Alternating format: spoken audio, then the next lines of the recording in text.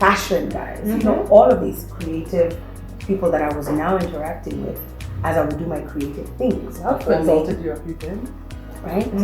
So that's why, and then I said, well, why not?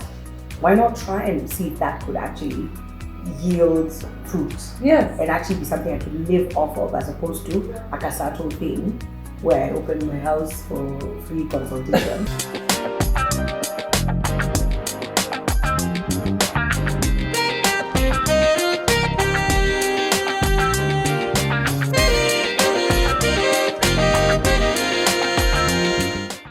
Welcome to another episode of the Suzie Wokabi podcast. And today I have a wonderfully amazing guest for you. So she calls herself a creative at heart because one of her main jobs is to advocate for creatives and entrepreneurs and to create and protect the amazing things that they do inside of the creative space. She's an intellectual property lawyer and she is an incredible performing artist, both on stage and screen. She sings like a canary, one of the best songstresses I know ever. She's a TV co-host, a radio presenter, an MC, a moderator, a public speaker, and a model. She modeled for Suzie Beauty. I did. Please help me welcome the beautiful June Gachui. Hey. Hi, Suzie. Hello. Thanks for being here. Oh, thanks for having me. This is so cool. Yeah. Where do we start? We are doing from the beginning. From the beginning. I've also known you for very many years. Yes, indeed. And I definitely consider you a friend. Yes. And I know you. Our sisters, our family. So your journey, let's start there. Okay. Born and raised? Born and raised in Mombasa, right? Guys, like, why don't I know this? Moved to Nairobi when I think I was about 4 or something like that. 3 years later, we moved to France. Yes. And lived in Paris for about 2.5 years. My dad was working out there, and then he was posted to Abidjan in West Africa. Hence the reason why French comes. Vous parlez couramment? Bah oui. Écoute, là, je parle le français. Alors là, couramment. Bon.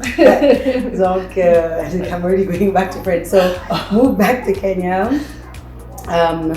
Just around like what would have been the end of like standard 8 form 1 there. Did my O-levels, did my IB. Where? O-levels at Green Acres. Okay. It doesn't exist anymore. Yeah. It's just sort of like it became Tumaini Boys High School eventually. Okay. Yeah. You wouldn't have stayed there. I mean, no. But it was a really good. I mean, the Gas girls are a big family now. Yeah. You're only yes, we're only 250 in the whole school, so it's quite small compared to most schools at the time. Yeah. And then sort of did the IB thing at St. Mary's School. Yes.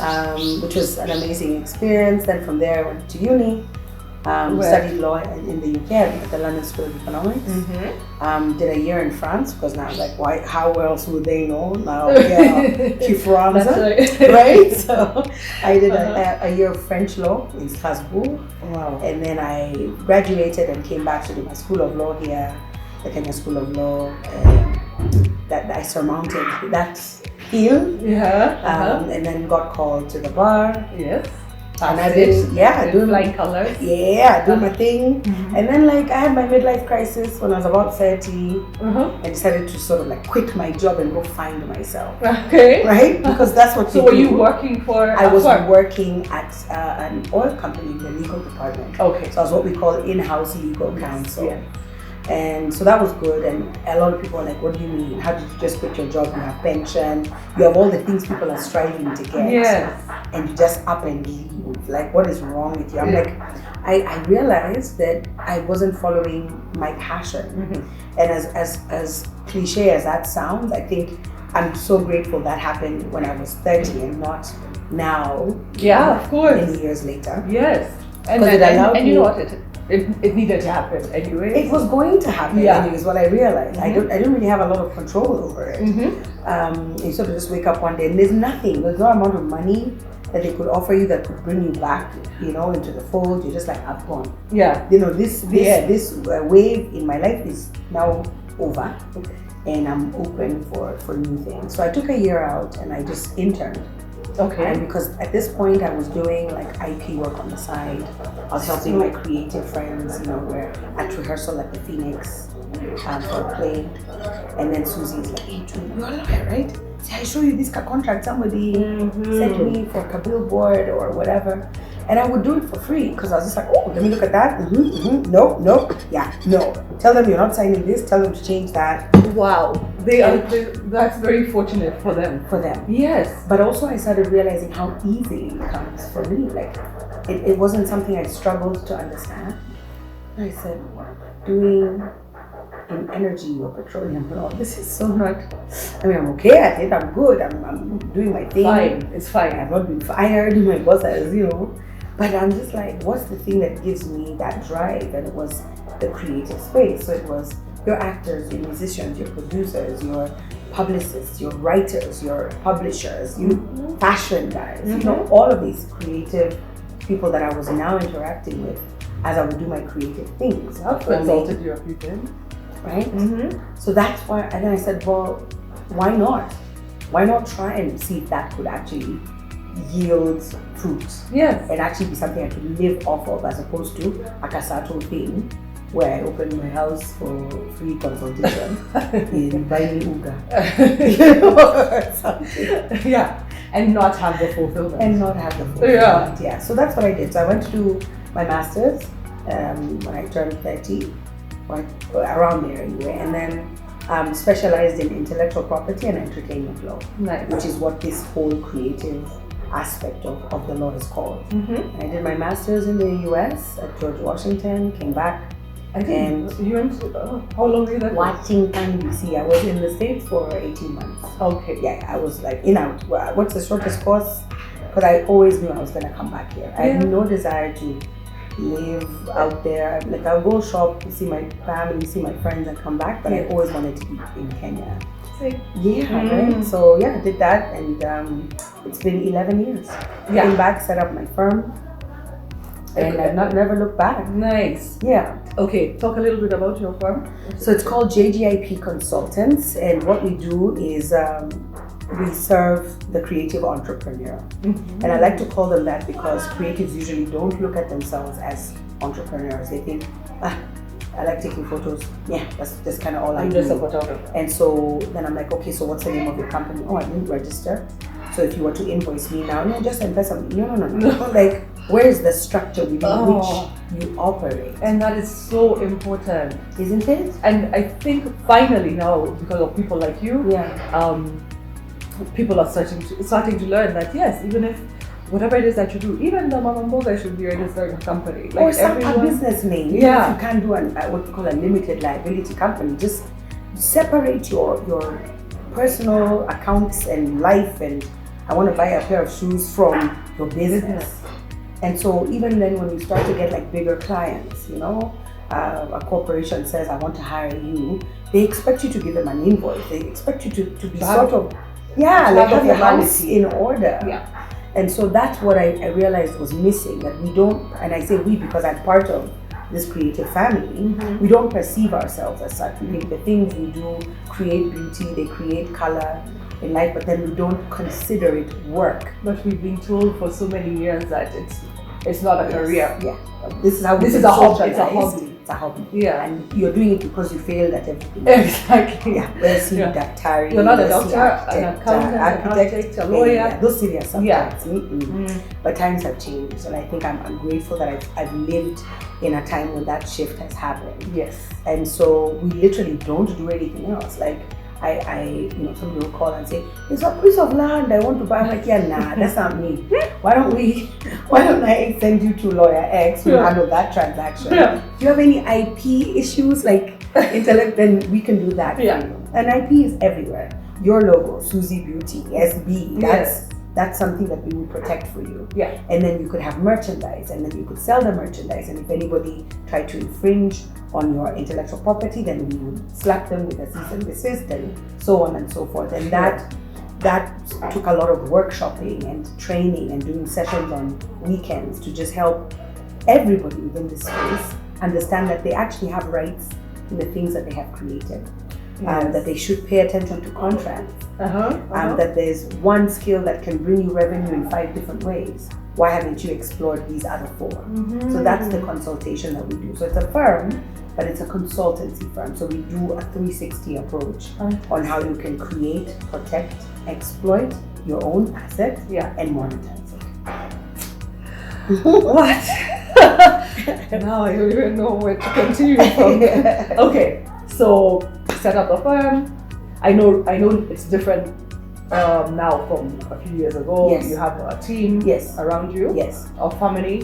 At the moment 5. Yes, at the moment 5. Okay. So younger associate or what we call like junior consultants who are advocates, 2 of whom are advocates, 1 is a lawyer, but they all have a sort of creative element to the work and to their lives. So 1 is a musician, 1 is into fashion, but they're lawyers, and it just proves that you can do more than one thing with your life. I love it. Yes. So much. Okay. So outside of that, yes. You've done a million things. I read them out because I couldn't contain them inside my head.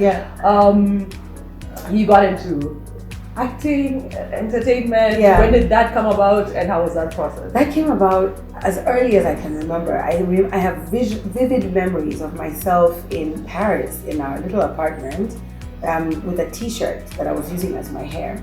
Right? Because like Madonna was on the TV. Yeah. You didn't do a towel? Baby. No, mine was not a towel. It was a t-shirt that I was removing. And then at least the neck fits around the head. And you can do that. See, God is gracious. See this? And this is all real now. I started with the t-shirt, now we're here. So that's the memory I have literally of wanting to be holding my hairbrush and like performing for my family. Not in the mirror. Did you also do the mirror in the shower? I needed an audience. Okay. This has never changed. I'm just like, who's watching? Let's watch me. Yeah. Now. So, mommy, stop cooking. Watch me. So music, performing, wanting to just be there and enjoy that moment is a very early memory for me. But then your voice, okay, is in. Like, I love it so much. Thank you. Even your speaking voice, like that's like rasp to it. I love it, and I can tell people like you who have had like Mariah Carey, talks sure with a rasp. I will compare you to her. Yes, watch. So were you like, this is a good voice? In my head and my heart, I believed so. What was coming out, however, was not so melodious. No, not yet. No, not yet. And I don't, of course, singing has a science to it. There's people who just sort of wake up and they've got this talent and God just want to receive. But then there's others who are like, he almost finished clapping and then he says, let me guide you to teachers. 2 minutes.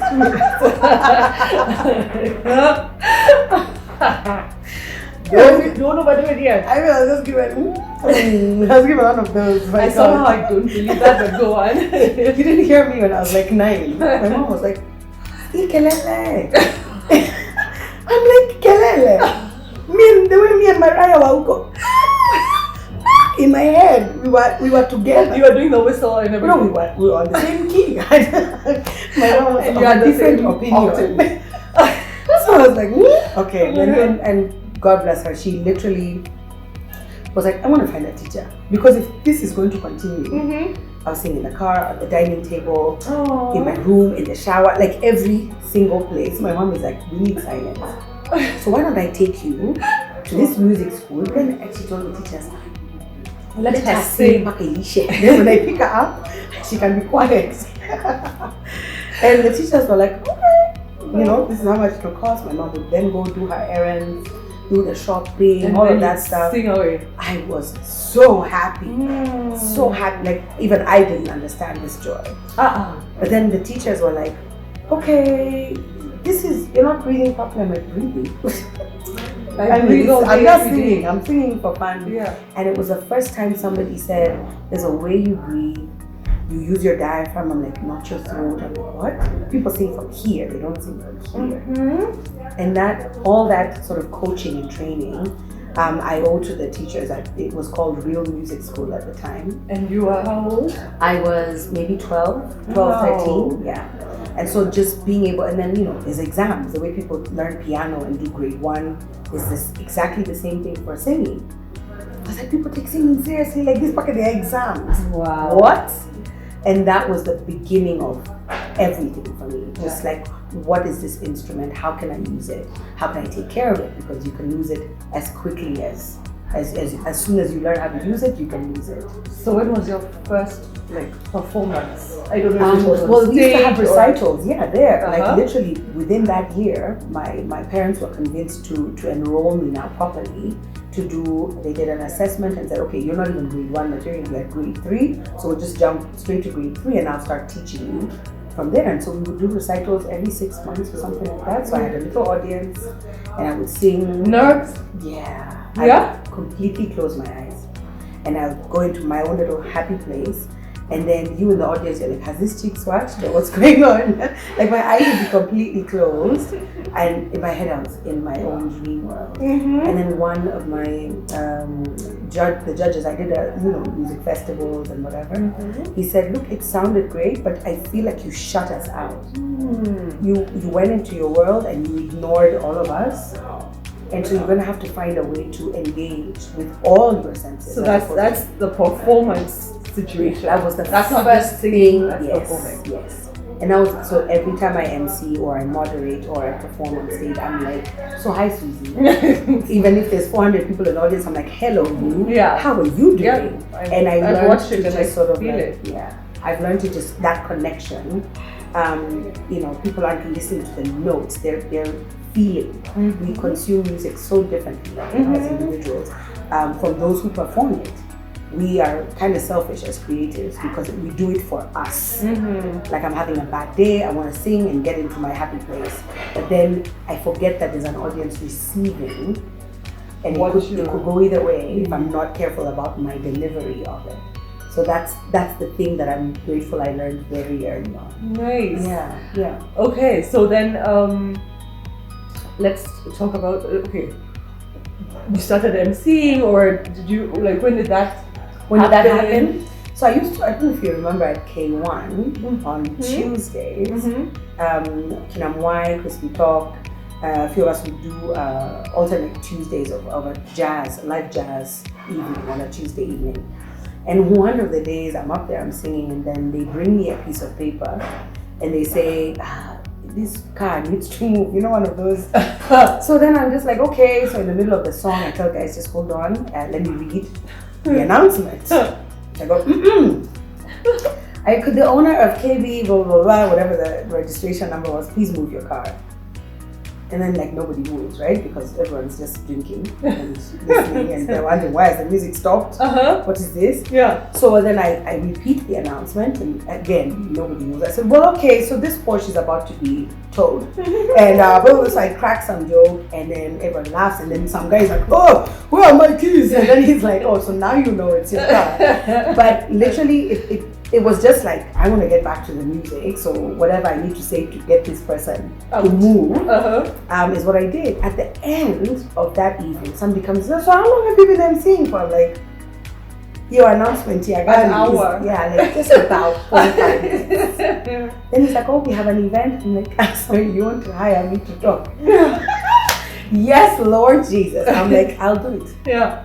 So that was the beginning of a long life of emceeing and moderating and so you said you've been called a public speaker, which you were confused about. But you are, of course. Yeah, so I've had three public speaking. That's why I'm like, is one enough to say I am a public speaker? I don't know. So I've had 2 on the Engage Talk platform. Yes. Everybody must watch that. Hardworking, God-fearing, intelligent, attractive, sexy, yet still unmarried woman. And then I recently did one for TEDx for Accra or Ghana. So those are like my 3 that I can sort of call my claim to fame moments where I've had to sort of be given a topic, sit down, sort of internalize it and share a piece of my life through this theme. And even that was not easy for me. And I think people don't believe that because I'm an improv comedian. And so whatever comes into my head, I just sort of like speak it. Yeah, and you're hysterical. But then this was, you have to write a script and you have to like draft this thing and it has to be read and people have to give you comments and that whole improv thing, out the window.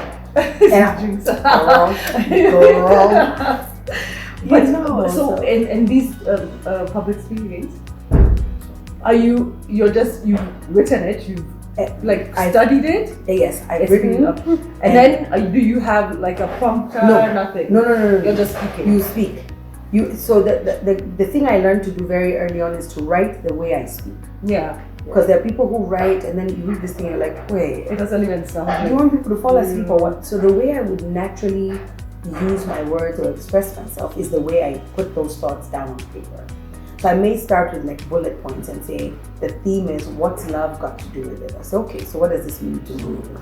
Then I go, okay, well, I'm a lawyer. So I'd start by defining what love is. What is love? Then I'd sort of put some definition. But then even the way I would speak, if I was talking to a group of people, I'd say, well, love has been described by different people, from Shakespeare to God to as So that's how I would naturally approach the subject. And then I'll say, okay, so now that we've established a definition, how does this apply to my life? And I'll say, well, this is me, and of course now what have I observed?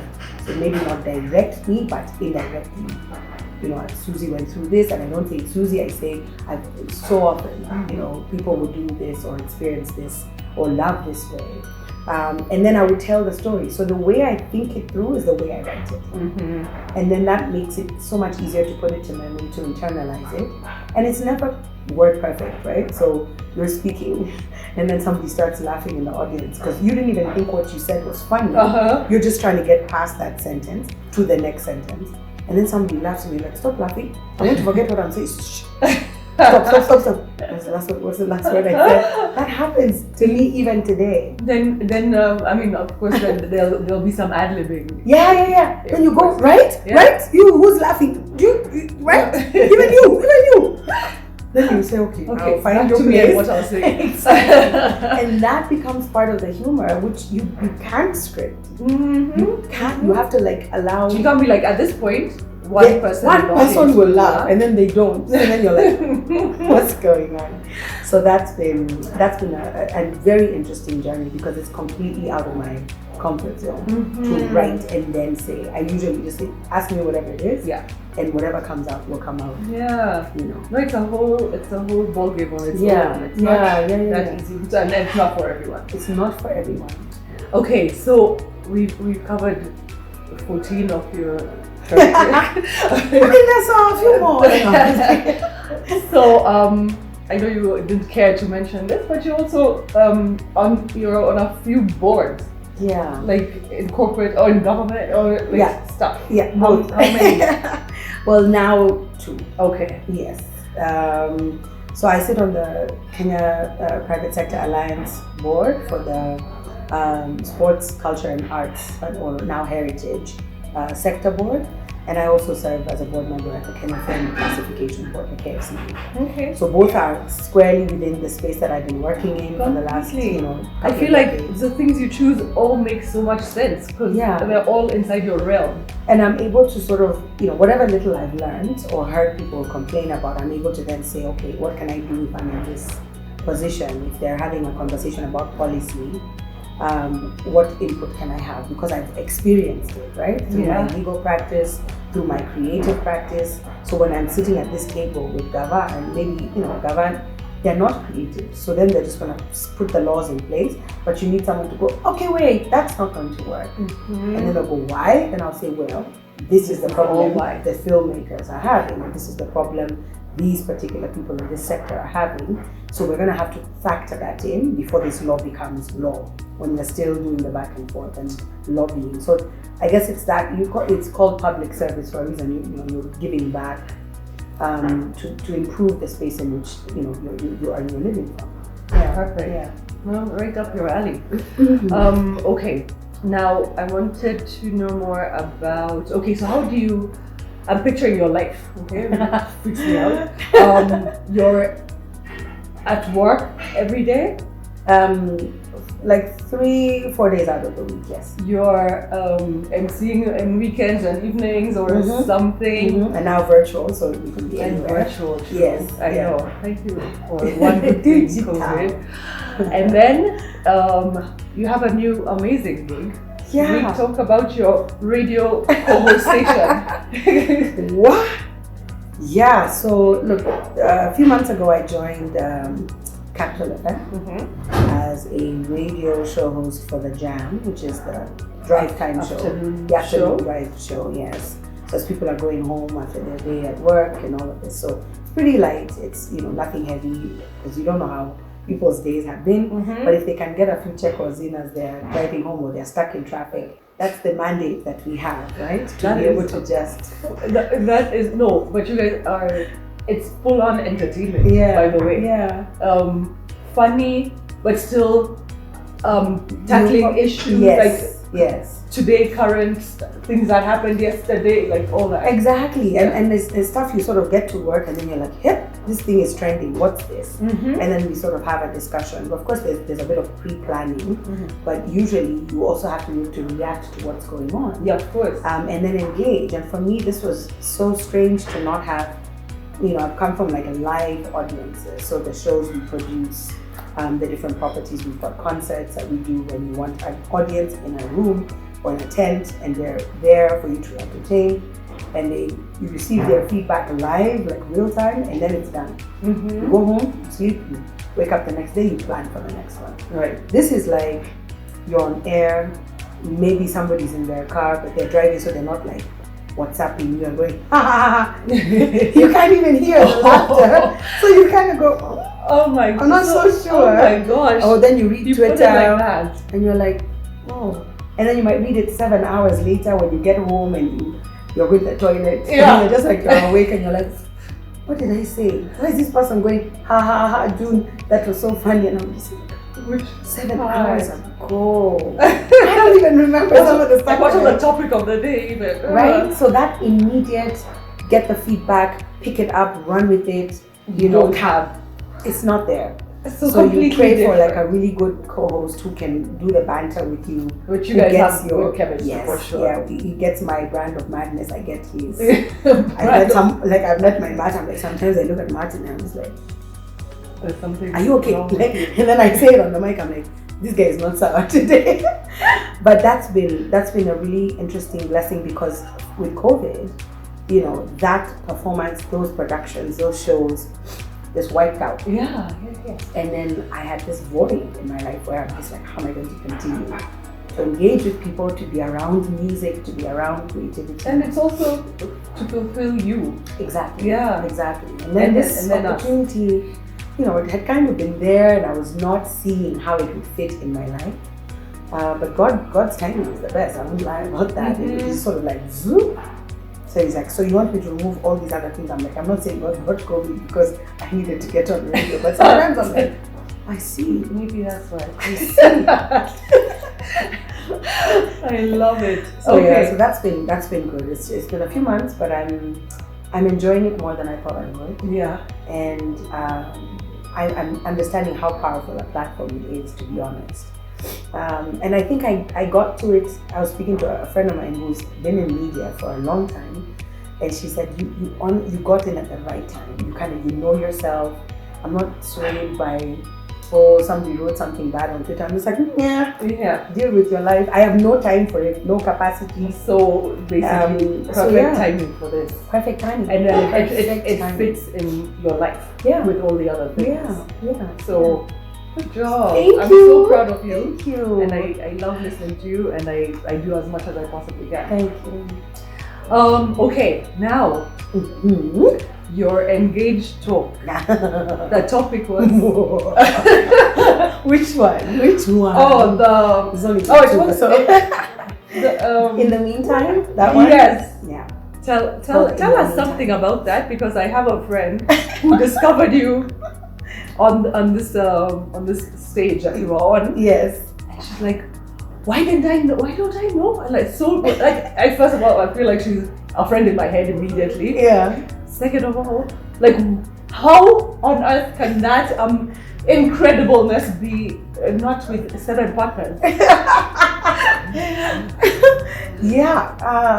I ask myself this question all the time. You also wonder. You know, it's funny that year. Engage our particular cohort, we were not given a theme, so we were told to go off and think about what you might want to speak about, and that's harder. You know, I'm just like, I can talk about anything, so what do you want me to speak about? They're like, no, you decide. So I came up with like 3 or 4 different topics, and the people in your cohort, the other speakers, are sort of like they're like a gauge for what your audience will be. So how they would react in that room when we're prepping is kind of how an audience would react, right? And you have different people of different ages, male, female, different backgrounds, whatever. And so you can get a sense of how the audience will react. So I said, oh, I want to do this. And they go, yeah, what else do you have? Then I give another topic. They're like, what else do you have? So this was like the 3rd or the 4th topic. I was just like, okay, fine. Since you vetoed all my other amazing, right? Yeah, I guess I could address this. They're like, that's the one. I was like, are you kidding me? This is such a, like, this is bar talk. Like, me and my girls are having a bottle of wine, not a glass, a bottle. And this is the conversation. They're like, that's the one. Okay. So I had to trust them, first of all, because look, it's for other people to hear. And then it was so easy to write because I was like, right? So I wrote it, but I also had to keep in mind like how it would resonate with other people and hear it from different age groups. Yeah, good idea. Yeah. And basically the theory is something that I've been hoping to sort of follow. So you obviously know the Vagina Monologues by Eve Ensler. And so my hope was to do interviews on this thing I'm calling the in the meantime theory, and how people come into your life in the meantime, while you're on your way to something else or from something else. And in the context of relationships, you know, you were with somebody, you go through a breakup, and it's weird how always somebody just floats into your life, and you're just like, where did this person come from? And they're there for like whatever period of time they're there, and for whatever they're there from, and they float back out, but it heals you, it helps you sort of realign yourself as you go on to whatever next thing is. And understanding that not every person who's in your life is the husband or is the wife or is the girlfriend or boyfriend. And that's basically what it was. So how would different people react if I asked them that question? Can you think of who the in the meantime person was? Your meanwhile. You know, and male, females, they all have a story. I was married for 10 years, I got divorced, and then I was like, my life is over, kind of thing. I don't know where to start. The kids are old enough that they don't need me like that. What am I gonna do? Everybody has a story, right? And your meanwhile could be a job, it could be a new passion that you discover, it could be anything. But it was always fun to speak about men and women in relationships, so because that's relatable to most people. So that's what I shared, and we talked about this from undergrad. And my mom and my aunties, like, they're always in our heads, right? We grow up hearing, Tina, what is the problem with you? Pick somebody quickly, just pick them, move on, and stop being so fussy, right? Get it done. And you're just like, what is that? It's like we're picking out shoes. And that's all. No. And so that's basically what the conversation was about. Like life is fair, right? Life is generally fair. And at the end of the day, if you enjoy whatever experience you're in for the moment, you'll stop finding yourself being in a state of want and anxiety always. You're right. So be in the moment. There's an expression that people say, be in the moment, and stop going, what's going on over there? And then you miss being in this moment. Yes. So they say anxiety is fear of the future. That is such a good definition. Yeah. Yes. And something else is, thinking about the past. Being in the moment. Present. Yeah. Whatever it is. So even if it's, this guy was flying through Nairobi, you bumped into each other at the airport, and you have 2 weeks of this amazing whirlwind relationship. Sure. There's a reason that is the person you bumped into. And then there's also a reason why it will only be 2 weeks. Yes. Yeah. Yeah. And then it could be, like as I said, COVID came, all this other stuff went, and then radio came. Yeah. So if I was not in the moment, I'd still be like, no, where are my shows? Where are the concerts? And I wouldn't see what this opportunity was. So that was the whole sort of message. But yeah, so go watch it. Watch it. Yes. And now it's gone on TikTok, which is so it's gone viral on TikTok. You've seen so many people doing it? Yeah. And I'm just like, and they keep getting sent to me. So then it's and then people said, did you see yourself? The guy. Yes. You also sent me one, yes. Funny. And I saw one yesterday. Somebody else had done, yeah. So funny. But it's relatable, and I, you know, that was 2017. What? That was 4 years ago. No way. 4 years ago. Oh, I thought it was like I don't know. Went on stage. Yeah. No, that was 4 years ago.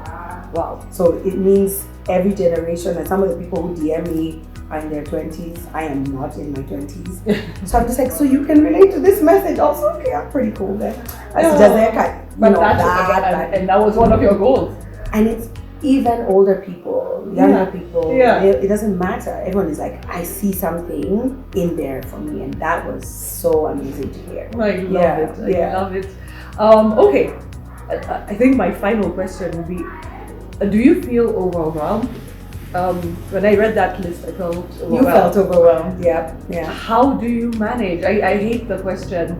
How do you do it all? Exactly. Like this. So, do you find it difficult to juggle? Yeah. Because I'm sure you are juggling 24/7. Yeah. So, the answer is yes. And I think I wouldn't be human if that wasn't the answer. Second part of that answer is that I think it's always a journey to learn how to really fully enjoy what our lives are capable of offering us. Mm-hmm. So they say that we don't use even a third of the full capacity of our brain, for example.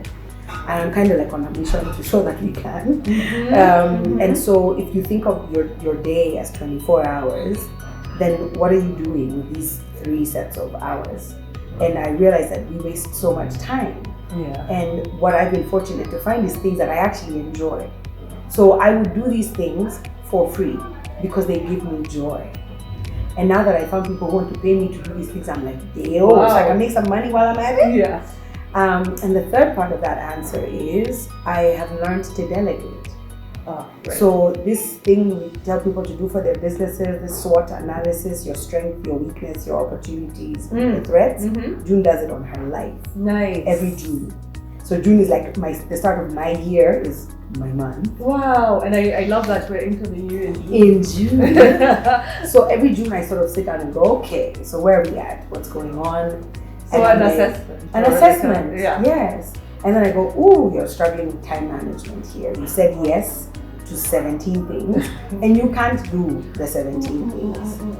But my brain is so strange. Like there's a time there was an event in Nanyuki, then the next morning there was one in Naivasha, and I was going, how can I make this work? Just really like 15.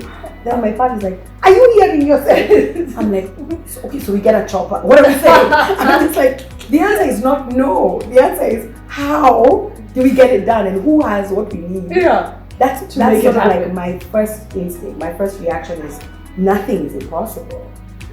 And then let's figure out. Yeah. And that then means I know what my weaknesses are more than I even know what my strengths are. Mm-hmm. Because knowing your weakness means I know who I need to call to help me do this part. Because I can't do this part. Because I can't do it. And it's okay. Like I cannot play an instrument.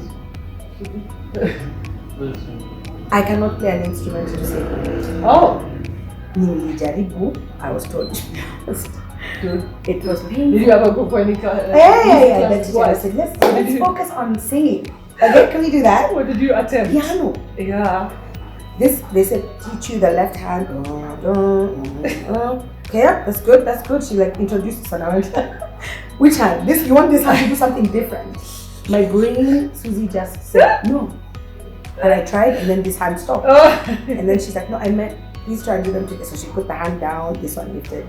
It was just physically my body refused. Yeah. So I will forever need. And then it's okay. And it's okay. Yeah. So then I work with guitarists, piano players, bass players. Like now I can have a wide array of these amazing musicians who work with me. Yeah.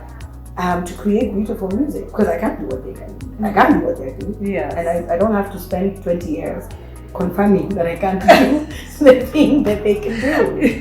So it's the same approach in everything I do in my life. Like, what's the thing I cannot do? Yeah. Who can I hire, ask, whatever, Exactly. to do that part? So then it's collaboration, it's partnership always. Of course. Because yeah, you might see it's June there, but it's never just June. Like I'm like literally on people's shoulders. Yeah. And they're lifting me. And that's brilliant of you. Yeah. Somebody was asking me the other day, like, hey, your podcast going well? Yes. And so aren't you interested in just like getting the equipment and sitting in a room in your house and then you learn how to edit? I'm like a camera person. I'm like, I could, but I don't want to. Yeah, it's not. I have a crew who are way better than I'll ever be, and I don't need to ever know. Yeah. And I'm not interested. So strengths and weaknesses, knowing them and appreciating them and dealing accordingly is too important. It is the one and only formula. Yeah. Honestly, in anything that you do in your life, it's never failed. And I pray. Like that's the other thing. I'm always like, yo, so as the youths, my youths, you know, they say Sir God. I'm like, what is that? Sir God. Is that like the Almighty? That's what we're calling him? Okay, good. But like honestly, I wake up and I'm like, so this is kind of like what I'm planning to do today. You let me know if it's gonna work. Yeah.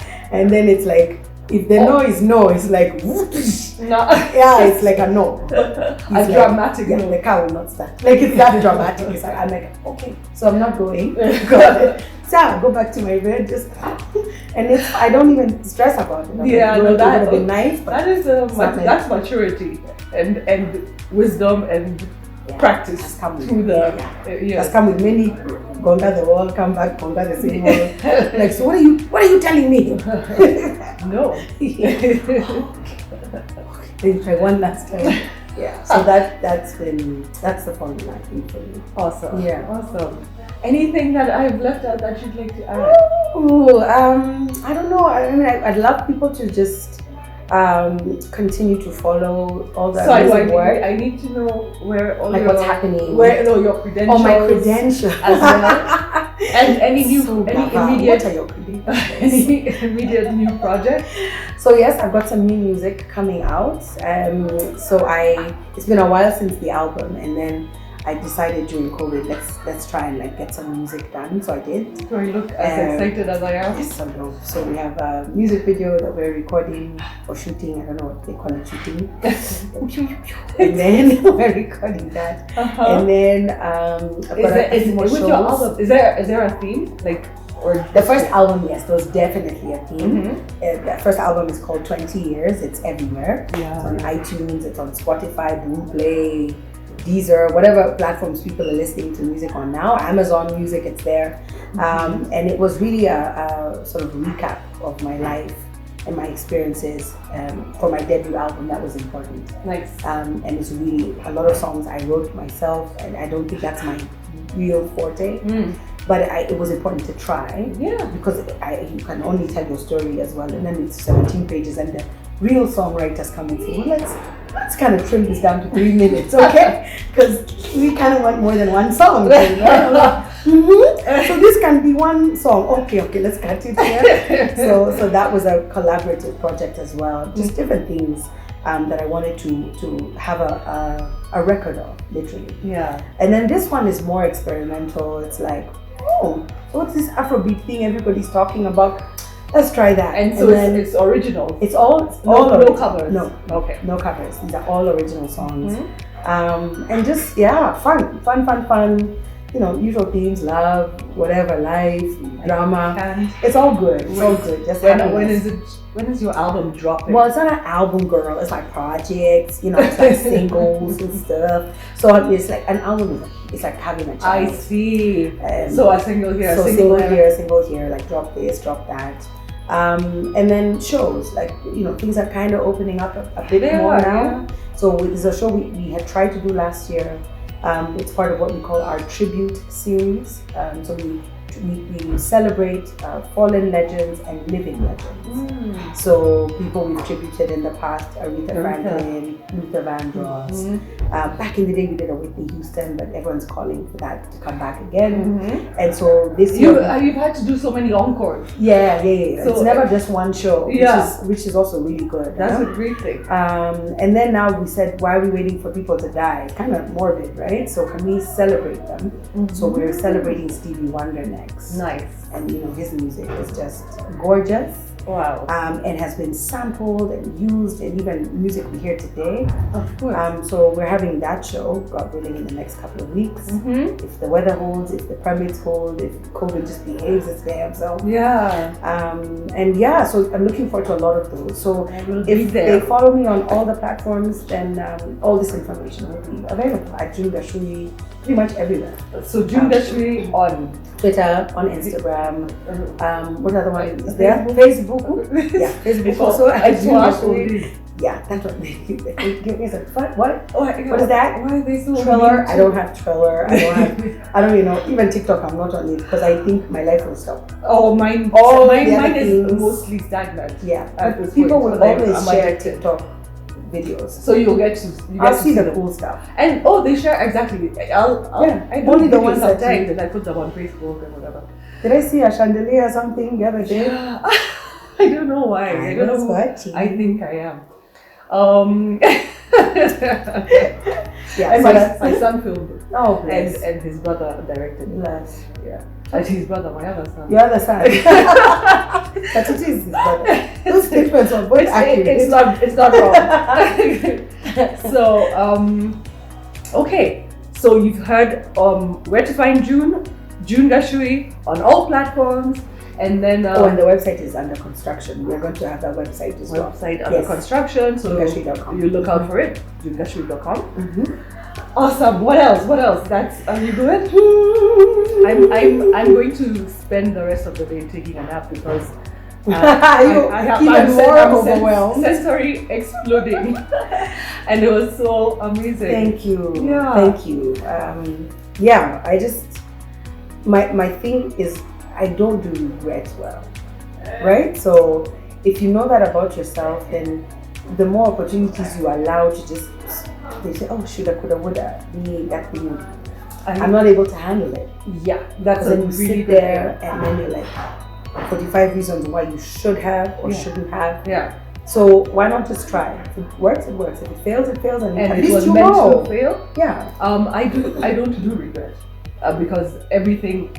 I do believe in some cliches, like it had to happen. Yeah. It had to happen for a reason. Completely. And you're learning as you go. Same school of thought. So, yeah. Same school of thought. Perfect. Thank you so much for being welcome. here. I appreciate you so much. I appreciate you, and well done. Good friend. I want merchandise. We'll get you a bunch. This is so cute though. Thank you. Yeah. I'll have it I said sensory overload. We've come to the end of an incredible episode with the amazing June Gachui, my friend, and very many other things. Most important one is the friend. Like, comment, share, subscribe, follow her, follow us, and spread the word. Thanks guys for listening. Bye. Bye.